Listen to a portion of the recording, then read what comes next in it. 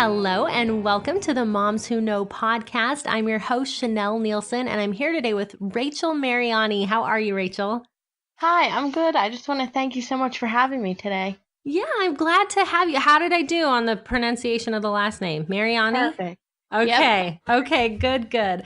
Well, Rachael is a blogger over at Uninvincible Mom and wanted to talk to her today about all things stay-at-home mom. And so to start off with, Rachael, will you introduce yourself a little bit?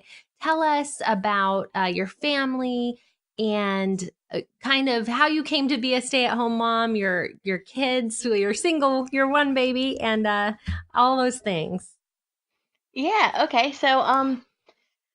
I got pregnant pretty young. I was 22 when I found out I was pregnant, 23 when I had the baby. So I was actually still working my way through school. I was going part-time because of some financial aid stuff, and I was nannying. That was what I had always done and loved to do. I was with a little boy for 2 years, right up until I actually left for maternity leave. They winded up moving. It kind of worked out perfectly. So I am 25 now, and I think that kind of gives like the unique spin. A lot of younger moms today who are kind of, not to say that I wasn't ready, but I wasn't really ready. I wasn't planning on having a baby so young, but and being in the middle of school and stuff, that kind of threw me off a little bit. So I didn't know that I wanted to be a stay-at-home mom at first. I didn't really plan that. It just kind of, I had started to stay home with my own son, and I knew how expensive it was for daycare, and I was always so passionate about taking care of kids that I figured, it just kind of naturally felt like what I was supposed to be doing. And then on top of that, my mom winded up getting sick. Over the past few years, she had some early onset dementia, so it actually worked out perfectly that I'm staying home because I can take care of my son here rather than sending him to daycare and putting out all that money, and also staying home to take care of my mom, whatever she needs, and not having to pay someone to come to the house for her as well. Yeah. So this is an interesting perspective for me because I'm Mormon, and in our culture, 22, 23 to have your first baby is actually, I would say, pretty standard. So it's interesting to hear that perspective of, that's pretty young, and it is for most people. So I think that's interesting to hear. And I also think it's interesting that you hadn't planned on being a stay-at-home mom, because for me, I was just reading, I got out a journal. My kids like to read my journals that I kept when I was young, and I let them read the journals of the age they are. So my 8-year-old was reading my 8-year-old journal, and my 12-year-old was reading my 12-year-old journal. And in my 12-year-old journal, I said I wanted to be a few different things, but one of those was a mom. I wanted to be a stay-at-home mom. That's what my mom did, and that's what I figured moms did. So that's an interesting perspective that you hadn't thought of that hadn't been your plan all along. So what kind of swayed you into making that decision? I mean, you mentioned things kind of fell into place, but of course you had a lot of options. One of the things that you mentioned was financial. Were there any other considerations that helped you decide to be a stay-at-home mom? Well, and I think it wasn't so much that I didn't want to be a stay-at-home mom. I just didn't really think it was possible for me at this point, getting pregnant so unexpectedly and knowing I still have a few classes to finish up for my bachelor's degree in psychology. I kind of put that on hold to be at home with my son. And I just think that through, I had a few friends that were also having children at the same time as me. And just when all of us were discussing the different options of, in-home daycares and regular daycares or early preschools and all this kind of stuff, I was thinking, who's more qualified to take care of my son than I am? And it just kind of happened, and we worked out that his dad, who him and I are still together, was totally on board with me staying home and taking care of him myself rather than me going back to school and working part time only to cover the cost of daycare when I can just return, once he does. Right. Cool. Well, as you've come into this new world then of being a stay-at-home mom, what are some things that you've run across that you maybe didn't expect? Some of the challenges of being a stay-at-home mom. I think a lot of times on social media and different like blog posts, you hear about people saying, if stay-at-home moms were paid for everything that they do, they'd make $100,000 a year or more. And they kind of lump all those things together like they're being a chef and different things Right. like that.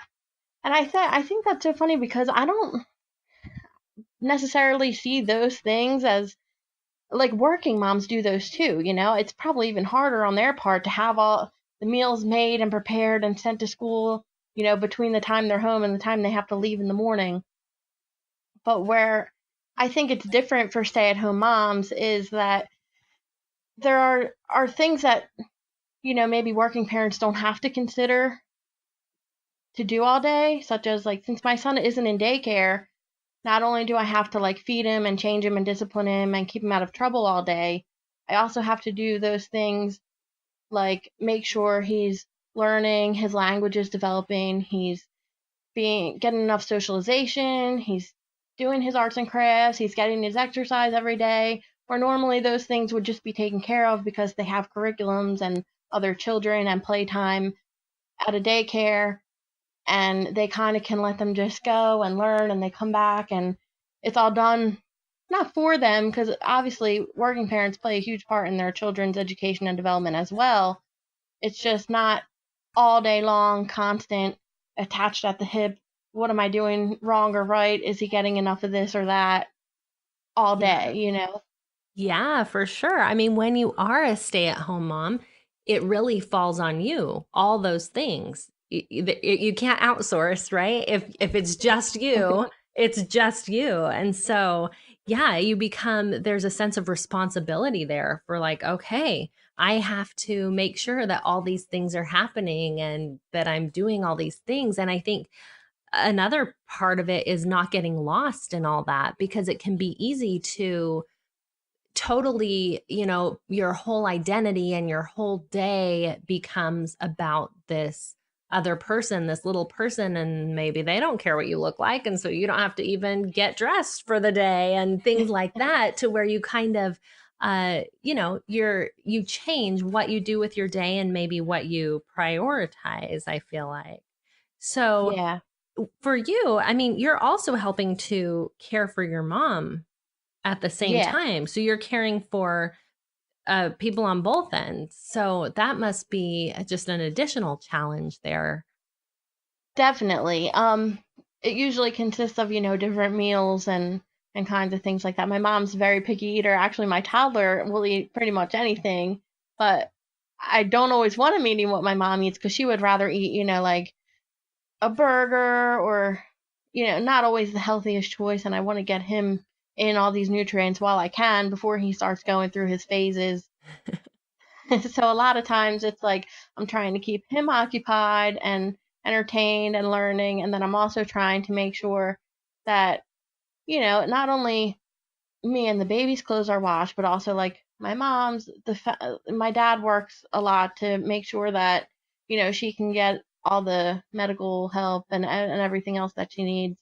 And since she's not working, he's carrying the mortgage. So it's like I take on, mostly all the household stuff like that to give him a break as well. So Right. it winds up being, not just for two or three people like my son and I and his dad would have if we had gotten our own place, but it becomes, a larger scale of, maybe six people in the house and having to take care of all that stuff and making sure that, my mom is getting her medicine and that my son is getting his food and that he actually just stopped napping. So that added a whole new wrench in the plan of Oh, trying. that's hard. Yeah. Naps are the best. We need them. We need our kids to nap. Yeah, that was my working time. So now, but it's kind of Yes. worked out because my mom keeps up with him great. She loves playing with him, and he doesn't care, what she's talking about or what she's doing. He just loves her. So they just play together all day while I'm getting my work done. During that little nap time, he kind of like plays quietly with her, so I can still get some of my blogging done, which is nice. So there are definitely Yes. pros about it. It is a stressful situation, kind of seeing what's happening with her, but Yeah. also it balances out because I get to see my son growing up and him having a relationship with her. Of course, now, which is it's good that I winded up getting pregnant when I think God kind of works everything out the way that just goes. Yeah. Yeah, that makes sense. And that's neat that they're able to have that relationship. So you mentioned your blog. Talk to us a little bit about your blogging and about why you chose to reach out to moms in your blogging.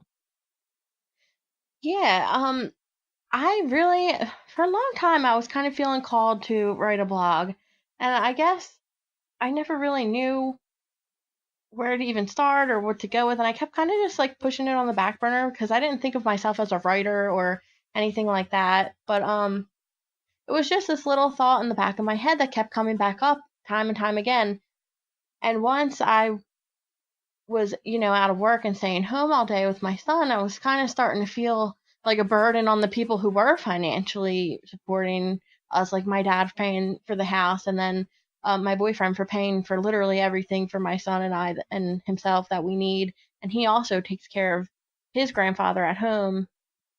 And so he picks up some of the grocery shopping and the household responsibilities over there. And I really wanted to find a way that I could contribute to the financial situation that we have going on. I feel like my story is so complicated sometimes explaining it out loud that, everybody's all over the place and there's so much going on. But yeah, so I figured that if I could start this blog and really be successful with it, it would ensure me not only to stay home with my son longer and contribute financially, but it would actually help me. And this is why I chose to focus on moms. When I first found out that I was pregnant, like I said, I had a couple of friends who were pregnant at the same time. I just had like this amazing support group. It was like an overwhelm of love and support and like empowerment from this group of women in my life. And I really wanted to share that with everybody. I wanted every mom to have that experience. And seeing all these groups on Facebook, like the stay at home mom groups and stuff like that, there are just so many women out there who feel like they have nobody and who just, sometimes they don't have somebody to talk to or ask for advice or anything like that, or just to, relate about first time parenthood or even second children or whatever, because I'm sure I'm going to need that support eventually. Yes. Well, I think that's so cool that that was part of the reason for starting it, because I think that that really is, part of the hard part about being a stay-at-home mom is you really feel isolated sometimes. You've got your kids and uh, if you're lucky, you have that support group that you mentioned, but even if you have it, sometimes you're still, at least for me, I still spend a lot of time with just me and my baby, when my older kids are at school. And so I think that knowing other moms are doing the same thing, they're changing the diapers and doing the laundry and spending this time at home, and that connection that we get through uh, blogging or through podcasting or through whatever it is, it helps us to feel not so alone. And sometimes it helps us to see the bigger picture, because it's easy to get lost and caught up in all the little day-to-day things and forget kind of the beauty of what you're doing. You're raising a little human, this is huge. Yeah. This is such a big deal. And yet in the day-to-day it can be very mundane and same old, same old. And so it helps to have that perspective sometimes. Yeah, and especially with the holidays coming up and just that, like you were saying, the daily stuff that, you don't really think of. Sometimes it can get tedious, like all the diaper changes. Just before I hopped on this call, I was washing my hands for like the 100th time because, after changing all the diapers and making all the food and just cleaning up the messes. And I'm like, my hand has a cut from like the skin starting to be so dry already. And it's like 75 out today. So I'm thinking that would come, with colder weather, but it's already starting. And just, Yeah. those little things that you can kind of realize, you get annoyed with, but then you remember, like, well, the reason that it's like that is because I'm doing all this work to raise a child and, to help out my family. And And that's what winds up making it beautiful, you know? Yes, definitely. So, tell us some of the things that you have blogged about, and maybe even your favorite blog post or your favorite topic that you've posted. That's funny. I guess I have kind of two like top favorites. One of them is a newer one that I did. It's called it was 9 tips to prevent a mommy meltdown. And that was I kind of like that one a lot because not only does it give you kind of coping strategies of how to handle your toddler when they're in the middle of a meltdown, but it also helps you kind of to model the different behaviors and the different calmness that they can start to pick up on. You know, so it winds up like certain things that I've used in that post that were supposed to help me ended up actually helping my 2-year-old as well. So I thought that was really cool and really helpful that if moms actually wanted to like apply those things, it was really going to help them start to see a difference, you know, as long as you're consistent.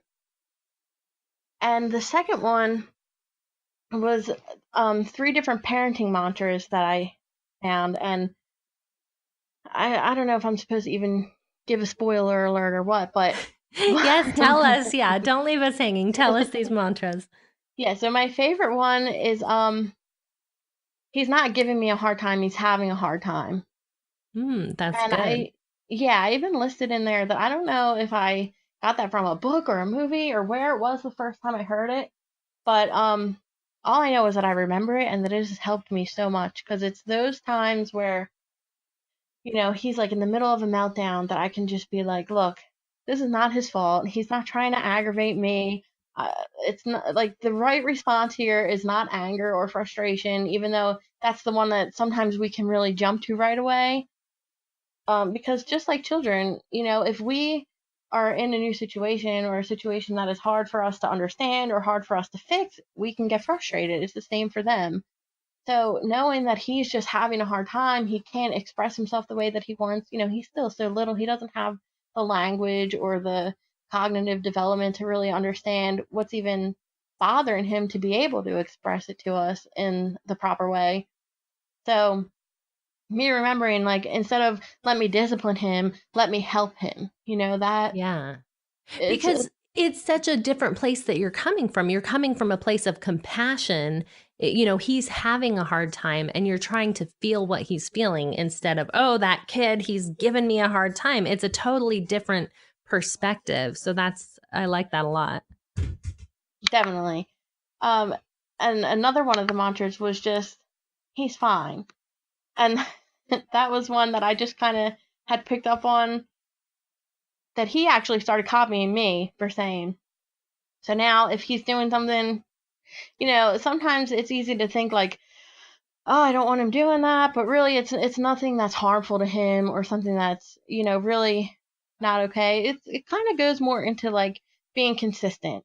So, if I'm going to let him do something sometimes, but then sometimes if I'm in a bad mood or I don't feel like, you know, doing a certain thing or but that I just remain consistent in allowing him to do certain things and not allowing him to do certain things because that's where the confusion goes away for him. If he's sometimes not allowed to do it depending on my mood, of course that's going to cause problems because he's going to not be sure when he can or can't do something. You know, so if it's something that isn't going to harm him, like say he wants to play music really loud, and I'm just like, all right, you know, he's fine. Yeah. It's not really bothering me. Even if I might be a little bit annoyed, I don't have, you know, a headache or anything. He's fine. He can play that music. The neighbors aren't home. He's good. And so now every once in a while, if I say like, Vin, what are you doing? He'll say, I'm fine. That's cute that he's picked up on that. And that's big. That's a big one, I feel like, because it is easy to start to, I mean, yeah, a lot of times it's like, who really cares? It's fine. It's fine. One thing that I've noticed that happens with my kids a lot is when we're out and there's like those little kiosks at Target and a few other places where there's like a computer and you can, I don't know, register. I think it's for bridal registry and I don't know, Hmm. apply for a job, whatever. They like to touch the keyboard. And I've had so many workers say like, "Oh, don't touch that." And I always think, you know, it's a keyboard. They're touching the keys. It's not like they're throwing it to the ground. It's going to be okay. And it's that same principle. Like, he's fine. It's okay. Yes, he's a kid touching the keyboard, but it's all going to work out. Yes, he's making loud noises. He's fine. So that's a good one. I like that. It is, and it's more, obviously I'm not saying to him, he's fine. I'm usually saying it to someone else, like who's getting worried if he's climbing on something, Yes. and I'm like, he's fine. Look, he is a climber, like he is very active and he needs to get his energy out. So sometimes he'll want to dance or climb or run, and it'll always be like, no, he's fine. He's safe. He's doing what he's doing. Trust me. I'm not going to let him get hurt, you know? Yes, I like that. And let's see, that was number 2. So number 3. Yes, and the third one was just something that I said one time to him as a joke, and it just kind of clicked. And it was, "You're acting like a 2-year-old," and I really loved it because right in that moment, I was just, even though I wasn't saying it in like from a disciplined way, I was saying it as a joke with him, like laughing, and he didn't really understand the joke, but I thought I was so funny. And so then in that moment, I realized, like, whoa, that's a good thing to keep in mind, later when it's not a laughing moment. Because one of the biggest things I think that helps with toddler behavior, and then in turn, like your own attitude and outlook all day, which you kind of have to be on top of as a stay-at-home mom, because you don't want to be frustrated all day long, or in a battle all day long with your child over what they can and can't do, or just holding on to those grudges. So realistic expectations for their age has been something that I really like to stress, because a lot of times it's easy to get wrapped up thinking like, oh, they're being so bad, or why are they doing that? They're acting out, when really they're just like their behavior is completely age appropriate. So that was what I really loved. Like, oh, you're acting like a 2-year-old. Yeah. So when he's, trying to test the boundaries and stuff like that, that's how they learn at that age. And yes, it can be frustrating sometimes. And I'm obviously not saying like just let your kids act out and do whatever crazy stuff they want, but just to really educate yourself and make yourself aware of what kind of things you should expect at that age, and how they're going to express themselves and how they're going to learn about their environment, and realizing that like sometimes even with babies, how they throw their food on the ground, all babies do that. It's not like your child is being bad, it's a baby, that's just what they do, they're acting like a baby. Right. Yeah, and it gives them a little grace, a little leeway to just be that age they are, to explore, to do those things, and to act like themselves. So that's a good one. Okay, I like those mantras. Those are really fun. I'm glad you shared that. In the little time that we have left, I'd love to hear just where people can get more information. Tell us your blog and anything else you'd like people to know before we close. Yeah, so I am my blog is uninvinciblemom.com, which it's just UN, like not invincible, basically. This is where I was coming from, that we are imperfect as parents, and that's okay. So the blog site is uninvinciblemom.com, and I'm also on Facebook and Pinterest, and I would really love for you guys to check me out there. And just one more quick thing, there's actually a stay-at-home mom survival kit freebie as a welcome bundle if you subscribe, right on the homepage of my blog, and I would love for you guys to check it out and tell me what you think. It's pretty new, so. I looked at that. It's super cute. She has all kind of really cute designs in there, and fun and useful things for list making and staying organized and all that stuff. So I thought it was very cute and very well done. So Thank you. anyway, well, Rachael, it's been fun talking to you and learning from you. And I really like your mantras. I think that those are going to be some of the good takeaways for me from this call, of things just to remind myself. So thanks again for being here. And thank you, everyone, for listening to Moms Who Know. Hi, everyone. Thank you so much for listening to the podcast.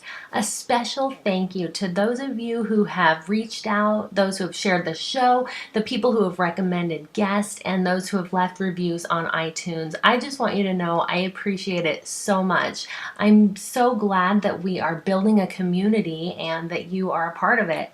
At this time of year, things get really busy. So I wanted to remind you to get online and get your copy of Real Food Fast from Tiffany at Don't Waste the Crumbs. She will help you save money and make the dinner process go a lot smoother. To get that, you're going to go to grocerybudgetbootcamp.com/moms who know.